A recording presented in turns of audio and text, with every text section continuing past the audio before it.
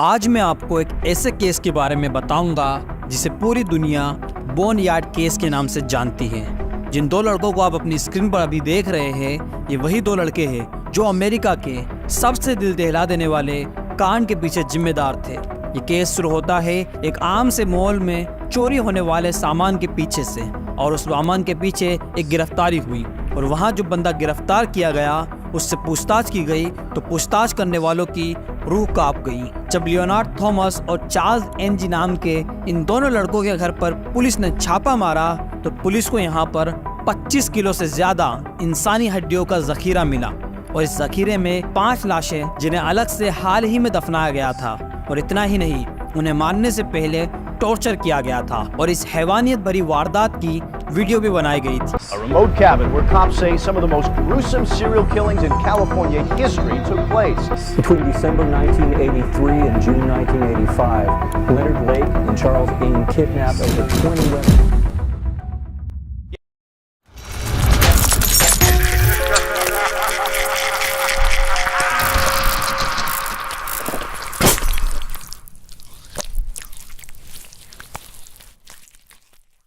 आगे बढ़ने से पहले अगर आप कमजोर दिल वाले हैं और अगर आपकी उम्र 18 वर्ष से कम है तो वीडियो को यहीं छोड़ दें, क्योंकि इस वीडियो में मैं आपको कुछ ऐसे दृश्य इमेजिन कराऊंगा जो काफी खौफनाक हैं और कुछ ऐसी रूह कपाने वाली बातें बताऊंगा जो आपको पूरी जिंदगी में याद रहेगी। इससे पहले कि मैं आपको स्टोरी के अंदर लेकर चलूं, हमें पहले इन दोनों लड़कों की जिंदगी में थोड़ी नजर डालनी पड़ेगी। लियोनार्ड, जिसका जन्म 29 अक्टूबर 1945 के दिन सैन फ्रांसिस्को कैलिफोर्निया में हुआ था।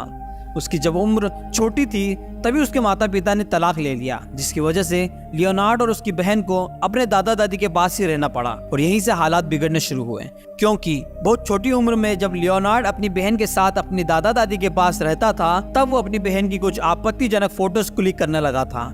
उसके दिमाग में और कुछ नहीं बल्कि सारा दिन सिर्फ पोन चलती रहती थी। इसके अलावा वो जो दूसरी चीज सोचता था वो ये कि चूहों को किस तरह से मारा जा सकता है। जी हाँ, उसने अपने घर में अलग अलग केमिकल्स लाकर रखे हुए थे जिनकी सहायता से वो चूहों को जलाने का काम करता था। सन 1965 में जब उसकी उम्र 19 साल की थी तो लियोनार्ड ने यूएस मरीन कॉर्प्स को ज्वाइन कर लिया और उसे वियतनाम युद्ध में रडार ऑपरेटर का काम दिया गया।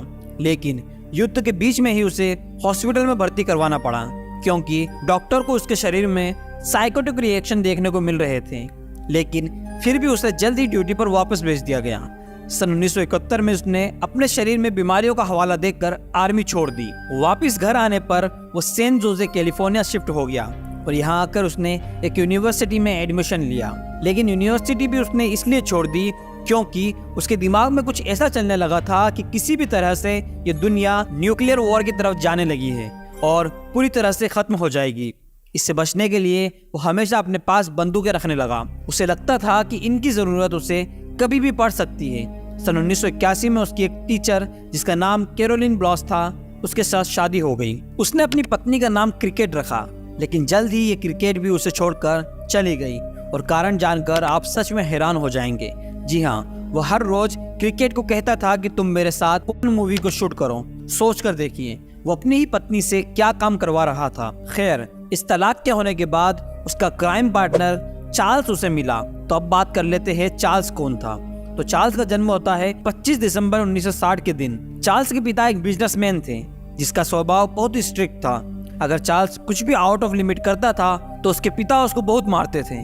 बहुत छोटी उम्र में चार्ल्स ने मार्शल आर्ट सीखी, लेकिन यही मार्शल आर्ट सीखते सीखते उसे चोरी की लत लग गई और सिर्फ 15 साल की उम्र में उसे एक दुकान से चोरी करते हुए गिरफ्तार किया गया। जिसके बाद उसकी उम्र देखते हुए उसे इंग्लैंड में एक प्राइवेट बोर्डिंग स्कूल में भेज दिया गया ताकि वो अपने आप को सुधार सके।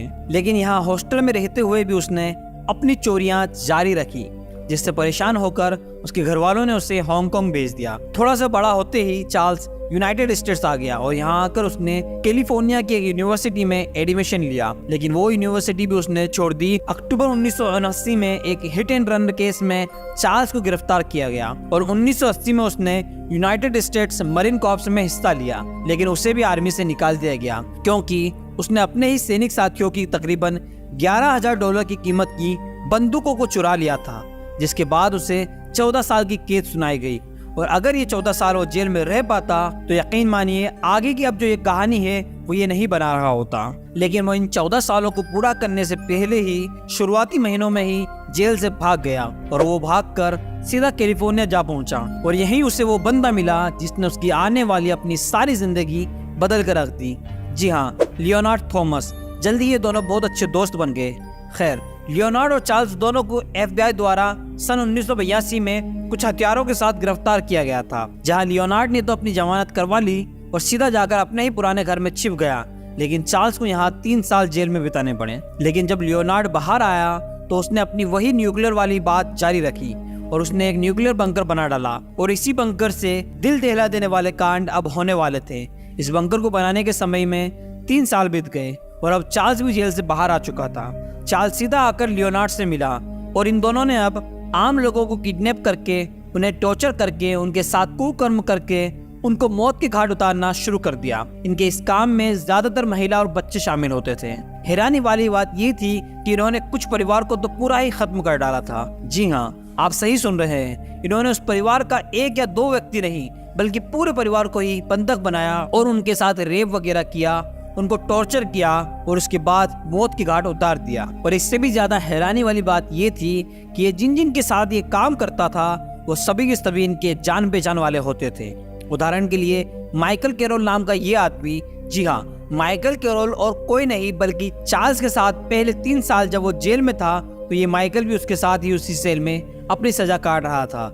जबकि एक और विक्टिम डैनियल लेक था और वो और कोई नहीं बल्कि लियोनार्ड का ही सगा छोटा भाई था। लेकिन अब हम यहाँ इसे बदकिस्मती कहे या फिर इंटेलिजेंस फेलियर, पर इन दोनों का ये घिनौना काम कई सालों तक चलता रहा और इन सालों में इन दोनों ने मिलकर ऐसे काम किए जिसके बारे में आप और मैं तो सोच भी नहीं सकते। इतने सालों तक किडनैपिंग, सेक्स क्राइम, मर्डर करने के बाद ये दोनों लड़के दुनिया के सामने आए। लेकिन किस तरीके से आए इसके बारे में तो आप अंदाजा भी नहीं लगा सकते। 2 जून 1985 के दिन चार्ल्स सैन फ्रांसिस्को के ही एक हार्डवेयर स्टोर में गया और उसने वहां से कुछ सामान उठाया और वो सीधा अपने घर आ गया। जी हाँ, उसने अपनी चोरी वाली आदत जारी रखी थी। वो सीधा लियोनार्ड के पास आया और उसने बताया कि देखो मैं कितना सारा सामान चुरा कर लाया हूँ। लेकिन यहाँ लियोनार्ड समझ गया था कि वो एक बहुत बड़ी गलती कर आया है। जी हाँ, उस समय तक CCTV का जमाना आ चुका था और चार्ल्स को नहीं पता था कि स्टोर में CCTV लगे हुए हैं। CCTV की बात लियोनार्ड के दिमाग में आई और उसने फिर अपनी गाड़ी उठाई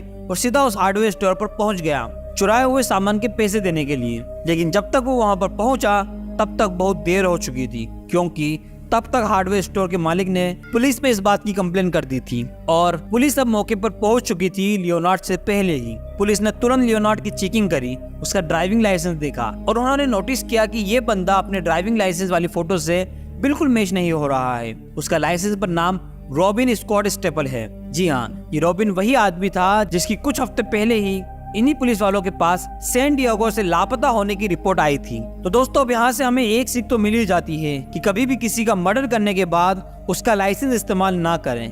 खैर, यहीं से पुलिस को उस पर शक भी हो चुका था और जब उसकी गाड़ी की तलाशी ली गई तो उसमें से उन्हें एक अवैध बंदूक भी मिली। तुरंत उसे गिरफ्तार कर लिया गया और पुलिस स्टेशन लाया गया। फिंगरप्रिंट लिए गए और फिंगरप्रिंट्स डाटा सर्च करते ही ये पता चल गया कि इस आदमी का नाम लियोनार्ड थॉमस था। अब लियोनार्ड तो जेल में पहुंच चुका था, लेकिन यहीं से स्टोरी एक ऐसा टर्न लेती है जिसके बारे में आपने और मैंने सोचा भी नहीं होगा। जी हाँ, जैसे ही वो जेल में पहुंचा उसने अपनी टी-शर्ट की कॉलर में रखी हुई साइनाइड की गोलियां निकाली और उन्हें निकल गया। जी हाँ, उसने ऐसे ही एक मौके के लिए अपने आप को खत्म करने के लिए, ताकि वो पुलिस वालों को कोई सबूत ना दे सके, कोई बयान ना दे सके, ऐसे ही एक मौके के लिए उसने अपनी कॉलर में साइनाइड की गोलियां दबा कर रखी हुई थी और वो जेल के अंदर पहुंचते ही उसने निगल ली। 4 दिनों तक हॉस्पिटल में रहने के बाद लियोनार्ड ने दम तोड़ दिया। पुलिस ने अपनी जांच और तेज की, जिसमें पाया कि उसकी गाड़ी पर जो नंबर प्लेट लगी हुई थी वो उसी के नाम पर थी। लेकिन जब इस गाड़ी का चेचिस नंबर और इंजन नंबर की जांच की गई तो पता चला कि ये गाड़ी तो किसी पॉल गोस्लर नाम के व्यक्ति के नाम पर रजिस्टर्ड है। ये एक और आदमी था जो कि नवंबर 1984 में सैन फ्रांसिस्को से ही कभी गायब हुआ था। खैर, ढूंढते ढूंढते पुलिस उस घर तक पहुंच गई जहां लियोनार्ड और चार्ल्स रहा करते थे और इस घर के बाहर उन्हें गाड़ी खड़ी हुई मिली और वो गाड़ी रॉबिन स्कॉट स्टेपले की थी। जी हाँ, ये वही इंसान था जिसका लाइसेंस लियोनार्ड लेकर घूम रहा था। इसके अलावा एक और गाड़ी बाहर खड़ी हुई मिली और वो गाड़ी किसी लॉनी बॉन्ड नाम की महिला की थी जो कि कई हफ्तों से गुम चल रही थी। थोड़ी और जांच करने के बाद पुलिस को यहाँ एक अंडरग्राउंड जाने का रास्ता मिला और यहीं पर कुछ लोगों को बंदी बनाकर भी रखा गया था। इनके ऊपर हर तरह के कुकर्म किए जा चुके थे और अब बस इन्हें मारा जाना बाकी था। और इन्हीं बंदी लोगों में से किसी ने बताया कि चार्ल्स और लियोनार्ड ने खुद का ही एक पर्सनल कब्रिस्तान भी बनाया हुआ है जिसके अंदर उन्होंने हाल ही में मारे गए लोगों को दफना कर रखा है। लेकिन इससे पहले कि पुलिस उस कब्रिस्तान को खोदती, उनको बराबर वाले कमरे में ही 26 किलो से ज्यादा इंसानी हड्डियों का जखीरा मिला। इन हड्डियों को कई जगहों से जलाया गया था, इन्हें तोड़ा गया था, कचूमर बनाया गया था। सोच कर देखिए उन लोगों के साथ आखिर हुआ क्या होगा। खैर, जब इनकी डीएनए टेस्टिंग की गई तो ये सामने आया कि ये हड्डियां 11 अलग अलग इंसानों की थी और पुलिस को समझ में नहीं आ रहा था कि उनके हाथ जो लग रहा है वो असल में है क्या। साथ ही उनके दिमाग में ये भी चल रहा था कि बंकर में कुल टोटल कितने लोगों को विक्टिम बनाकर रखा गया है। और अभी तक पुलिस को ये केस बस एक छोटा मोटा हार्डवेयर चोरी का ही लग रहा था, लेकिन ये तो बढ़ते बढ़ते कहां से कहां तक जा पहुंचा। खैर, इन 11 लाशों में से 2 की लाश लॉनी बॉन्ड और स्कॉट स्टेबले की तो पहचान हो गई थी, लेकिन बाकी आज तक अनजाने हैं। और इसके अलावा भी जो बंदी बने लोग थे उन्होंने बताया कि इन लोगों ने हमारे सामने ही 25 से ज्यादा लोगों को कत्ल किया है। इनमें से ज्यादातर महिलाएं थी और इन सभी का कत्ल करने के पीछे जो तरीका था वो एक जैसा था, जहां इनके सिर में सीधा गोली मारी गई। खैर, ये इन्वेस्टिगेशन और आगे बढ़ी और पुलिस को वहां एक हाथ से बनाया हुआ खजाने का नक्शा मिला और वो नक्शा सीधा उन्हें जमीन में दबी हुई 2 टोकरियों तक लेकर गया और उन टोकरियों में लोगों की आईडी और कुछ पर्सनल सामान रखा हुआ मिला। उन टोकरियों में पुलिस को कुल टोटल 25 से ज्यादा लोगों का सामान मिला। पुलिस वालों का मानना था कि ये नंबर इससे भी ज्यादा हो सकता है, क्योंकि कुछ लोग तो ऐसे थे जिनका कोई सबूत पुलिस को अभी तक नहीं मिला था।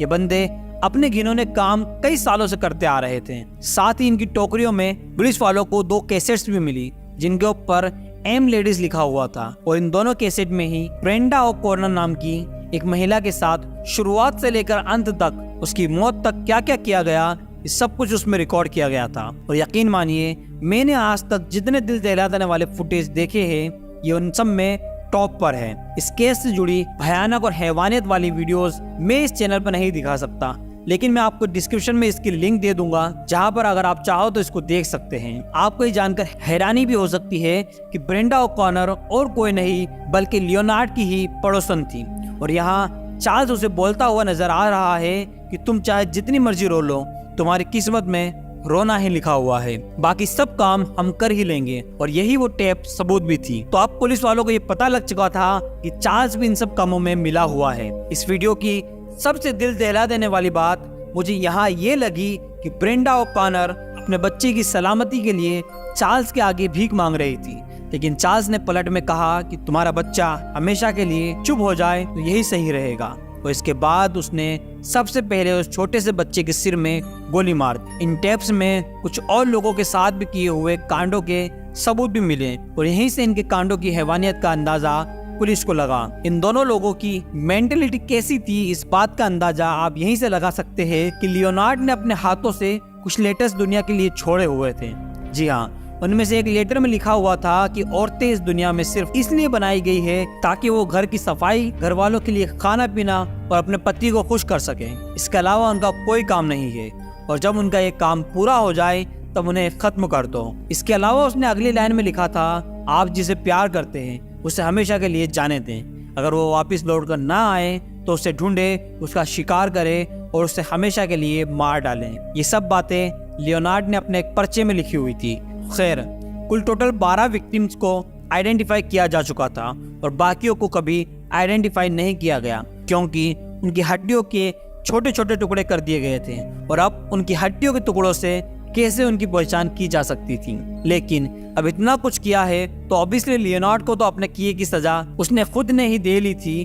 अब बचा था तो सिर्फ चार्ल्स। जांच के दौरान पुलिस ने लियोनार्ड की वाइफ को बुलाया। वो इन सब के बारे में कुछ नहीं जानती थी, लेकिन जैसे ही चार्ल्स को अपनी मुसीबतों का अंदाजा हुआ तो चार्ल्स वहाँ से भागकर कनाडा चला गया और फिर सैन फ्रांसिस्को की पुलिस उसे कभी भी ढूंढ ही नहीं पाई। लेकिन हमें पता है कि एक आदमी खाना पीना तो छोड़ सकता है, लेकिन अपनी आदतों से बाज नहीं आ सकता। उसे कनाडा के ही एक हार्डवेयर स्टोर में चोरी करते हुए पकड़ लिया गया। लेकिन अब की बार उसने सिर्फ एक गलती कर दी। वो हार्डवेयर स्टोर वाले उसे चोरी की सजा ना भी देते, लेकिन उसने हड़बड़ाहट में अपनी जेब से बंदूक निकाली और वहां खड़े सिक्योरिटी गार्ड के हाथ पर दे मारी, जिसके बाद मामला बढ़ गया और वहां पर पुलिस को बुलाया गया, जिसके बाद उसे वहां पर 4.5 साल की सजा सुनाई गई। लेकिन इस बात की खबर अब अमेरिकन पुलिस को लग चुकी थी और फिर अमेरिकन पुलिस ने भी कनाडा पुलिस से संपर्क किया और फिर वहां जाकर उसे उन हत्याओं के बारे में पूछताछ करी। लेकिन यहाँ उसने कहा कि ये सारा काम लियोनार्ड करता था, वो तो सिर्फ बॉडीज को डिस्पोज करता था। लेकिन जब तक वो कनाडा की जेल में था, पुलिस उसके खिलाफ बहुत सारे सबूत इकट्ठा कर चुकी थी। 6 सालों तक वो अपने ट्रायल से बचता रहा, लेकिन 1999 तक पहुंचते पहुंचते चार्ल्स पर कुल टोटल 11 हत्याओं के आरोप साबित किए जा चुके थे, जिनमें से 6 आदमी, 3 औरतें और 2 बच्चे शामिल थे। ट्रायल के दौरान पुलिस ने एक और वीडियो कोर्ट में दिखाई, जिसमें 2 और लाशों का पता उस टेप से चल पाया। आज भी Charles Saint Quentin state prison में बंद है और अब चार्ल्स बूढ़ा हो चुका है, अपनी मौत का इंतजार कर रहा है। वैसे तो मृत्युदंड उसे दिया गया है, लेकिन पता नहीं क्यों इस काम को करने में वहाँ के लोग बहुत देरी लगा रहे हैं। 2006 के बाद इस जेल में किसी भी कैदी को मौत की सजा नहीं हो पाई है। इस केस से जुड़ी भयानक और हैवानियत वाली वीडियोस मैं इस चैनल पर नहीं दिखा सकता, लेकिन मैं आपको डिस्क्रिप्शन में इसकी लिंक दे दूंगा, जहां पर अगर आप चाहो तो इसको देख सकते हैं। तो दोस्तों, ये थी आज की दिल दहला देने वाली क्राइम स्टोरी वीडियो। मिलते हैं अगली वीडियो में। अगर आपने अभी तक हमारा चैनल सब्सक्राइब नहीं किया है तो अभी कर लें और हमारे चैनल को ग्रो होने में हमारी मदद करें। तो दोस्तों, मिलते हैं नेक्स्ट वीडियो में। जय हिंद।